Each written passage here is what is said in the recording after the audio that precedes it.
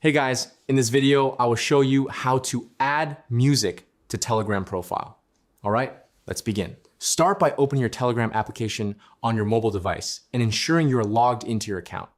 Once you are on the main chat screen, you will need to search for a contact or a private chat where you can safely send a file using your saved messages is often the easiest way to do this. Next, tap the small paperclip icon located at the bottom of the message bar to open the attachment menu. From the options provided, select File, and then choose Select from Files to browse your device's internal storage. Find the specific audio file or song you want to showcase on your profile and tap Open to send it into the chat. Wait for the upload to complete entirely.